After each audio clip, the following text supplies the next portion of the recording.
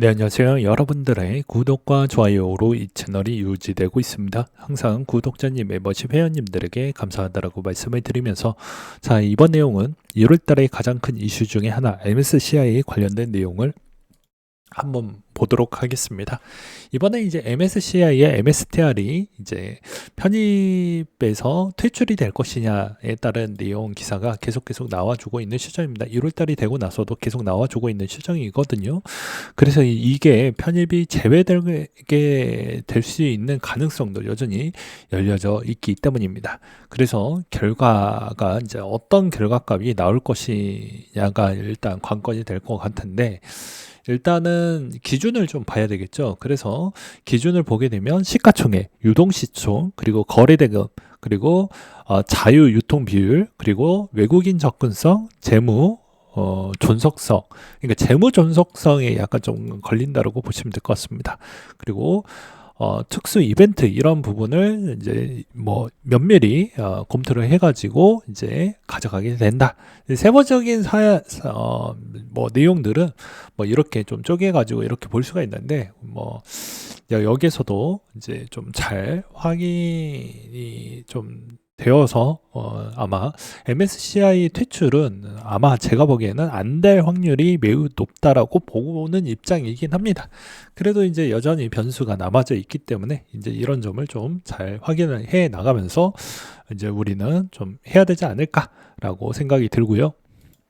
현재 MSTR에 있는 가치도 이제 NAV 기준점으로도 1에 거의 가까운 정도가 나와주고 있는 시점입니다.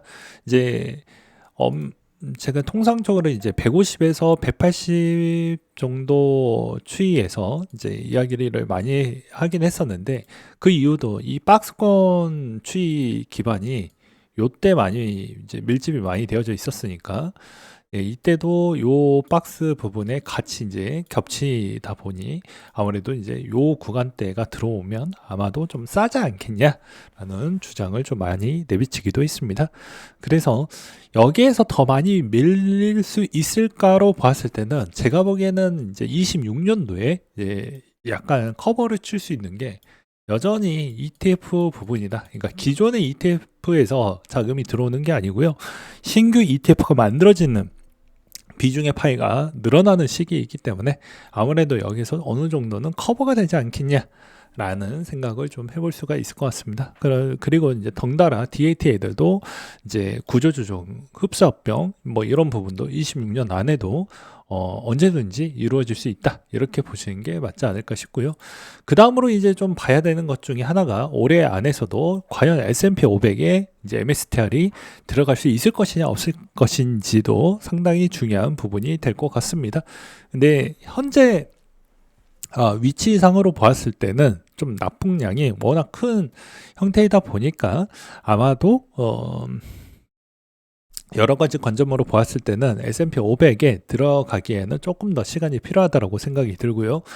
오히려 이제 못해도 한 27년도 정도나 ETF에 있는 비중이 좀 더 많이 늘어나고, 그 다음에 포트폴리오 분산화 이제 비트코인 보유 비중에서도 ETF 보유 비중이 월등하게 높아지는 그 시점에 S&P 500이 좀 더 들어가지 않을까라고 보여집니다. 왜냐하면 S&P 500 편입 부분이 여러 가지 까다로운 조건을 좀 많이 본 형태에서 편입이 되기 때문입니다. 근데 오히려 변동성이 워낙 큰 이제 상품이 들어오다 보면은 아무래도 S&P 500에 따른 수익률 부분에 많이 기여하고 기대하고, 그 다음에 S&P 500에 있는 직접 재산권 부분에 따른 로열티를 받고 있는 추이에서도 이제 훼손이 될 수도 있기 때문에 이런 점을 좀 면밀히 우리는 확인을 해야 되지 않겠냐.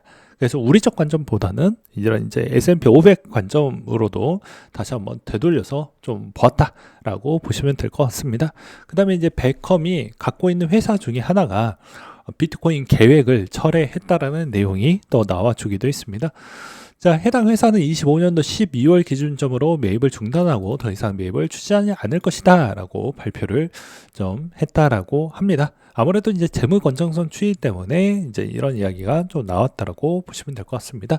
이제 이 회사는 프레네틱스라는 이제 회사라고 보시면 될 것 같습니다. 그래서 여기서도 재무 구정, 운영 확장 부분 추이로 약간씩은 좀 관리를 하고 있기 때문에 뭐 그런 부분이 좀 있었다라고 보시면 될 것 같고요. 테더가 이제 8억 7,600만 달러 규모의 비트코인 매입을 세계 5위 보유 기업으로 등급을 좀 했다라고 합니다. 그래서 이제 여기에서도 이제 보시다시피 이제 그만큼 26년도에도 그만큼 많은 매입을 계속 해줄 수 있을 것이냐, 테더가. 제가 보기에는 이제 이 포트폴리오 부분에 여러 가지 이제 고려를 해야 될 것 같은데, 아마도 모으긴 하겠지만, 과거 대비만큼은 대량으로 아마 매입은 좀 어렵지 않겠냐. 그리고 수익비 중에 일부분을 이제 비트코인에 투자를 하겠다라고 했기 때문에 26년도 대비해서 이제 첫 매입 들어갔었을 때 매입의 비중이 전년 동기 대비보다 좀 줄어들었는지 이런 거를 좀 확인이 필요하다고 생각이 듭니다. 그 다음에 이제 최근에도 DAT 애들 중에서도 시장의 분위기와 상관없이 자기는 일관적으로 보여주는 그런 회사들이 앞으로 좋은 평가를 저는 받을 거라고 생각이 듭니다. 그만큼 자신감은 어디에서 완벽한 전략의 의거를 해서 보여진다고 볼 수가 있을 것 같은데요. 이런 측면에서도 메타플래닛 같은 경우에도 마찬가지로 계속 그런 포지션을 보여주고 있다. 그리고 또한 이제 스트래티지에 따른 모델링을 이제 제대로 잘 따라가려고 하는 그런 모습을 보여주고 있기 때문에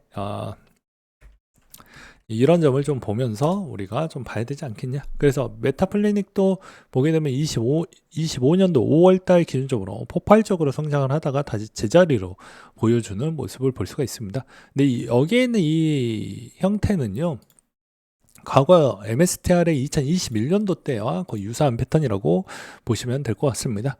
근데 저는 개인적으로는 이제 제가 매번 이야기를 했어요. 여러분들의 상황에 따라서 좀 달라진다라고도 매번 설명을 드리기도 했었죠. 여러분들의 상황이 왜 중요하냐면 내 시간을 여기에서 공부할 수 있을 만한 역량이 안 된다. 그리고 체력도 안 된다. 라고 한다라고 하면 제가 매번 이야기를 했습니다. 레버리지 ETF 쪽으로 가든지 아니면 배당형을 해서 이제 확정형 수익으로 가서 끝내든지 이런 형태로 가는 게 가장 낫다.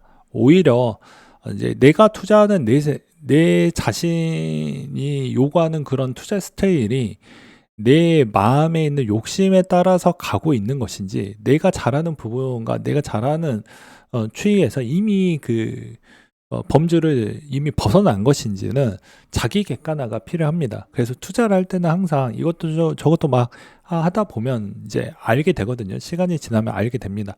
내가 잘 할 수 있는 범위와 그렇지 않는 범위를 26년도가 되었기 때문에 여러분들에게 이제 제가 이제 드리고 싶은 메시지는, 내가 잘하는 부분은 더 육성을 시키고 잘 못하는 부분은 최소한에 있는 이제 체력과 시간과 그다음에 돈 부분은 어떻게 잘 형의 흐름을 만들어낼 것이냐, 이런 거를 다 고려를 해서 나라는 사람에 대해서 내 자신에 있는 부분에 있어서 잘 알고 투자를 해야 된다라고 저는 다시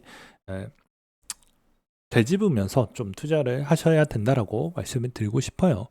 왜냐하면 이게 고리타분하고 다 알고 있는 내용이지만 정작 제3자가 보았을 때는 남이 바라보니까 나의 실수나 나의 단점과 나의 강점 같은 걸 잘 피드백을 잘 해주는 편인데, 정작 저도 마찬가지예요. 잘 모릅니다. 저에 대한 단점 같은 경우에도 알면서도 안 고치는 부분, 고집과 아집으로 안 고치는 부분들이 오히려 투자 실패로 많이 연속적으로 가는 경향성을 많이 보여주기 때문에, 제가 먼저 그런 부분에 있어서 또 선행을 많이 해봤기 때문에 웬만하면 여러분들에게 그런 걸 하지 말라는 차원으로 이번 이야기를 드린다. 그리고 웬만하면은 왜 이 시기에 또 왜 이야기를 하냐면, 새해가 이제 막 열린 시점이 얼마 되지 않았기 때문에 이런 조언을 좀 한다. 그리고 최근에 또 이제 보게 되면 한번 생각을 해보세요. 요즘 같은 시대에서 누가 쓴소리를 많이 하는 사람이 진짜 좋은 사람이지, 요즘에 자기한테 달콤한 이야기를 한다라는 건 여러분들한테 곧 위기를 닥친다라고 보는 게 더 맞지 않을까라고 생각이 듭니다. 네. 그리고 이제 마지막으로 이 심리적 기술이라는 이 구간도 제일 중요할 것 같아요. 이제 여러 가지 이제 끝판왕이라고 볼 수 있는 투자의 끝판왕이라고 볼 수 있는 게 심리라고 볼 수 있는데요. 과연 내가 26년도에는 이 심리적인 부분도 잘 다스릴 수 있는지를 좀 잘 보시면서 투자에 임하시길 바라겠습니다.